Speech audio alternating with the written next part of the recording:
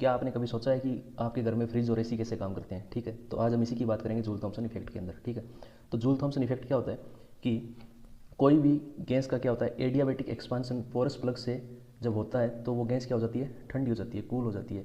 इसी को ही क्या बोलते हैं, जूल थॉमसन इफेक्ट बोलते हैं। ये चीज़ आप वीडियो को पॉज करके यहाँ से आप पढ़ सकते हो, ये इसमें एक्सप्लेन किया हुआ है। ठीक है, तो देखिए जैसे ये यहाँ पे एक हमने डायग्राम बना रखा है, जिसमें यहाँ पे क्या है, चैम्बर नंबर जो 1 नंबर चैम्बर है यहाँ पे प्रेशर के P1 है, जो कि क्या है P2 से ज़्यादा है। और ये एक पोरस प्लग है, यहाँ से जब गैस एक्सपेंड होगी इसके थ्रू तो यहाँ पे आके गैस का टेम्परेचर है वो कम हो जाएगा। यानी कि यहाँ पे जो T2 है वो क्या हो जाएगा, T1 से कम हो जाएगा। यहाँ पे T1 क्या था, ज़्यादा था, तो यहाँ पे प्रेशर भी क्या था, ज़्यादा था, और यहाँ पे प्रेशर और टेम्परेचर दोनों कम हो जाएंगे। इसी को हम क्या बोलते हैं, जूल थॉमसन इफेक्ट बोलते हैं। ठीक है, तो अभी देखिए क्या होता है इसके अंदर कि ये जूल थॉमसन इफेक्ट जो होता है वो एडियाबेटिक होता है। ठीक है, कोई भी एक्सटर्नल वर्क डन नहीं होता एक्सेप्ट प्रेशर वॉल्यूम वर्क के अलावा। ठीक है, और एंथैल्पी जो है वो कांस्टेंट रहती है पूरे इस इफेक्ट के दौरान, इस पूरी प्रोसेस के दौरान। ठीक है, तो ये क्या हो गया, आइसोएंथैल्पिक हो गया। अगली बात करते हैं, तो इसमें होता क्या है कि अधिकतर गैस है वो कूल डाउन हो जाती है, ठंडी हो जाती है। इसको हम क्या बोलते हैं, पॉजिटिव जूल थॉमसन इफेक्ट बोलते हैं। कुछ गैस ऐसी होती है जो हीटअप हो जाती है, जिनको हम क्या बोलते हैं, नेगेटिव जूल थॉमसन इफेक्ट बोलते हैं। और ये चीज़ें सारी की सारी टेम्परेचर पर डिपेंड करती है और गैस के टाइप पर डिपेंड करती है। ये बात आप ध्यान में रखना। ठीक है, अगली बात आती है जूल थॉमसन कोफिशिएंट की, जो कि म्यू बराबर चेंज इन टेम्परेचर अपॉन में change in pressure at constant enthalpy, जिसकी अभी हमने बात की थी। जब mu is greater than zero, यानी कि इसका मान जब क्या हो, पॉजिटिव हो, तब ये क्या करेगा, कूलिंग इफेक्ट दिखाएगा। और जब ये नेगेटिव होगा, mu is less than zero, तब ये क्या करेगा, हीटिंग इफेक्ट दिखाएगा।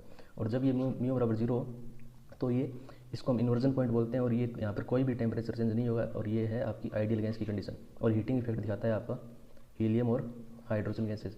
और कूलिंग इफेक्ट अधिकतर रियल गैसेज हैं वो दिखाती है। ठीक है, इन्वर्जन टेम्परेचर क्या होता है कि वो टेम्परेचर जिस टेम्परेचर के नीचे गैस से जो है वो कूल डाउन होना शुरू हो जाती है, यानी कि जहाँ पे Joule Thomson positive Joule Thomson effect होता है उसे हम क्या बोलते हैं, इन्वर्जन। जिस टेम्परेचर के नीचे पॉजिटिव जूल थॉमसन इफेक्ट होता है उसे हम इन्वर्जन टेम्परेचर बोलते हैं। और जहाँ पे म्यू बराबर जीरो हो वो क्या होता है, आपका इन्वर्जन टेम्परेचर होता है। इसके जब म्यू इज मतलब इन्वर्जन टेम्परेचर से जब ऊपर चला जाएगा मान, तो म्यू आपका क्या हो जाएगा, नेगेटिव हो जाएगा, और यहाँ पे गैस क्या होगी, गर्म होना स्टार्ट हो जाएगी। और जब इन्वर्जन टेम्परेचर से नीचे हो टेम्परेचर, उस टाइम गैस क्या होगी, कूल डाउन होगी। यहाँ पे म्यू बराबर क्या होता है, पॉजिटिव होगा, जो आपने अभी देखा था। ठीक है, और अब हम इसकी एप्लीकेशंस देख लेते हैं। ये गैसों के लिक्विफिकेशन में देखते हैं। ठीक है, रेफ्रिजरेशन और एसी में ये काम आता है, मतलब ये इफेक्ट ही काम करता है। ठीक है, और स्प्रे कैंस एंड एलपीजी में ये आता है। और क्रायोजेनिक्स टेक्निक है, वहाँ पे भी जूल थॉमसन इफेक्ट आपको देखने को मिला, जिसको हम थ्रोटल इफेक्ट के नाम से भी जानते हैं, जूल थॉमसन या केल्विन इफेक्ट के नाम से जानते हैं। अच्छा, अब आप मेरे को कमेंट्स में बताइए कि रेफ्रिजरेटर और जो एयर कंडीशनर्स हैं उनके अंदर थर्मोडाइनमिक्स का कौन सा लॉ काम करता है। ठीक है, which law of thermodynamics work in refrigeration, आप कमेंट सेक्शन में बता सकते हैं। ठीक है, आज के लिए इतना ही, थैंक यू।